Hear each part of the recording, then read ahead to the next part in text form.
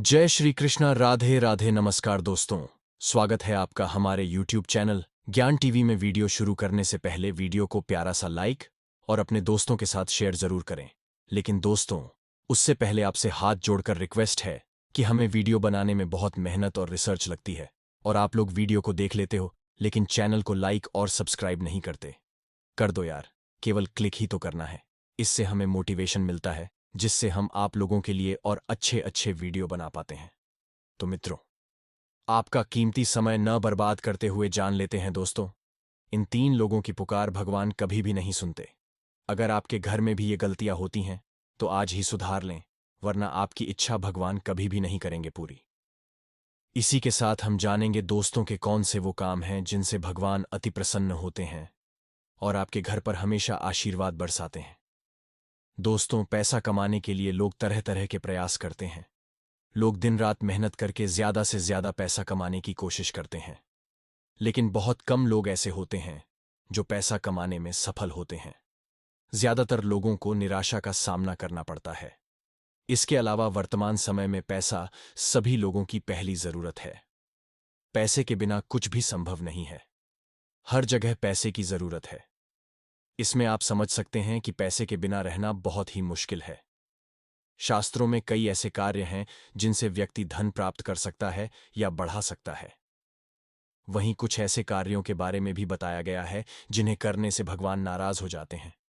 ऐसे लोगों की पुकार भगवान कभी भी नहीं सुनते। इनकी इच्छा कभी भी नहीं होती पूरी। तो आइए जानते हैं कौन से हैं वो काम। लेकिन उससे पहले दोस्तों, नंबर 1, जिन लोगों के बाथरूम हमेशा खुले रहते हैं उनके घरों में गरीबी होती है। शौचालय में नकारात्मक ऊर्जा होती है, इसीलिए जैसे ही इसके दरवाजे खुलते हैं नकारात्मक ऊर्जा घर में प्रवेश करती है और हमारे घर को प्रभावित करती है। इसीलिए जब भी बाथरूम का इस्तेमाल ना हो रहा हो तो हमेशा इसका दरवाजा बंद रखें। नंबर 2, बहुत से लोग अपने घर के आसपास या दुकान के आसपास थूकते हैं। ऐसा करना आपके व्यवसाय के लिए हानिकारक हो सकता है और आपके स्वास्थ्य को भी प्रभावित करता है। ऐसे लोग हमेशा आर्थिक तंगी का सामना करते हैं। नंबर 3, कई लोग बाहर से आते हैं और अपने घर के बाहर ही जूते उतार देते हैं, लेकिन ऐसा करने से घर में लक्ष्मी नहीं आती।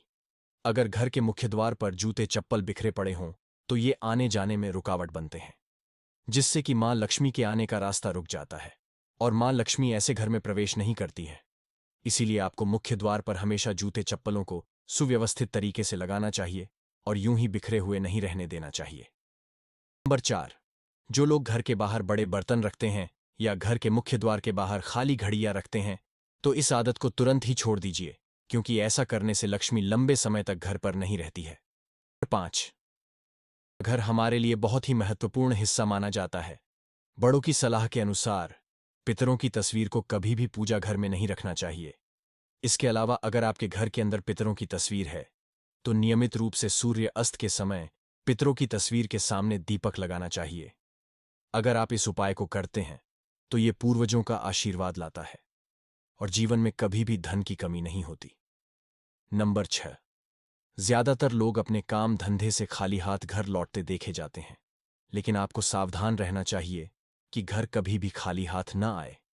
अगर आप शाम को घर आ रहे हैं तो आपको अपने साथ कुछ लाना चाहिए। ऐसा करने से धन की देवी लक्ष्मी की कृपा दृष्टि हमेशा आपके ऊपर टिकी रहती है। इसके लिए आप चाहे कोई मामूली सी चीज ही घर पर ले जाइए। आप चाहे तो एक टॉफी भी घर पर लेकर जा सकते हैं, लेकिन खाली हाथ कभी भी घर पर नहीं जाना चाहिए। नंबर 7, जिस घर में होता है उस घर में हमेशा धन की देवी लक्ष्मी जी की कृपा बनी रहती है। बड़ों के अनुसार सभी को अपने घर में एक शंख जरूर रखना चाहिए, लेकिन आपको विशेष रूप से सावधान रहना होगा। क्या आप गलती से सूर्यास्त के बाद शंख ना बजाएं? क्योंकि अगर आप शाम को शंख बजाते हैं तो आपको आर्थिक नुकसान का सामना करना पड़ सकता है। शंख हमेशा सुबह के समय ही बजाना शुभ रहता है। नंबर 8, घर में सुबह शाम पूजा पाठ और आरती करनी चाहिए।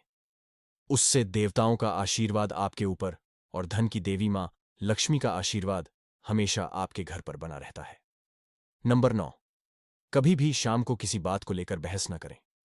अगर आपके घर का वातावरण शाम के समय अशांत है तो मां लक्ष्मी ऐसे घर से नाराज हो जाती है। नंबर 10, शाम को कभी भी पैसों का आदान प्रदान नहीं करना चाहिए, क्योंकि शाम के घर की लक्ष्मी दूसरे के घर चली जाती है। दोस्तों, ये तो थे वो काम जो आपको नहीं करने चाहिए। आइए अब जानते हैं कि कौन से वो काम हैं जो आपको जरूर कर लेना चाहिए।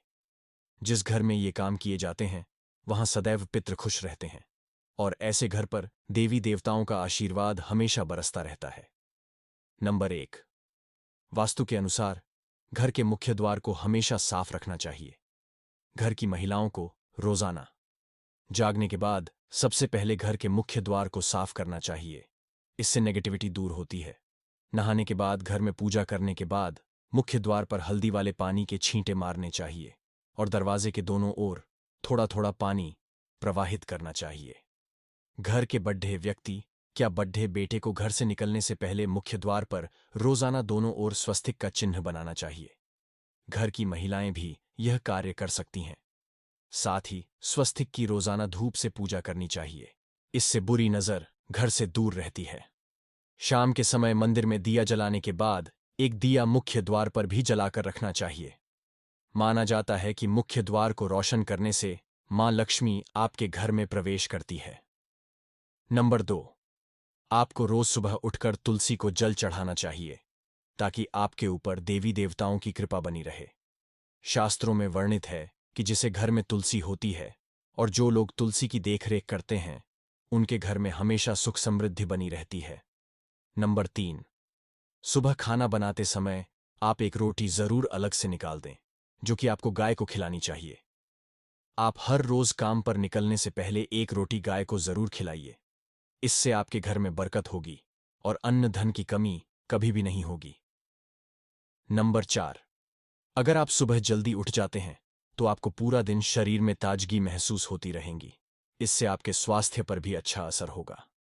सूर्य उदय के साथ ही आपको बिस्तर को छोड़ देना चाहिए। जब घर में लोग देर तक सोते हैं उस घर में कभी भी बरकत नहीं होती। इसीलिए आपको सुबह जल्दी उठ जाना चाहिए और खासकर घर की महिलाओं को इस बात का विशेष ध्यान रखना चाहिए। नंबर 5, आपको रोज सुबह उठकर तांबे के लोटे में रखा हुआ पानी पीना चाहिए। आपको रात को तांबे के बर्तन में पानी भरकर रख देना चाहिए ताकि सुबह उठकर आप वह पानी पी सकें। दोस्तों, आपने अपने घर में बड़े बुजुर्गों को भी ये करते हुए देखा होगा। दरअसल यह सिर्फ स्वास्थ्य के लिहाज से ही नहीं बल्कि आपके भाग्य के लिए भी बहुत ही उपयोगी है। अगर आप तांबे के लोटे में रखे जल को सुबह के समय पीते हैं तो इससे आप सूर्यदेव की कृपा के पात्र बनते हैं और सूर्यदेव की कृपा से व्यक्ति को सुख समृद्धि, धन व समाज में मान सम्मान की प्राप्ति होती है।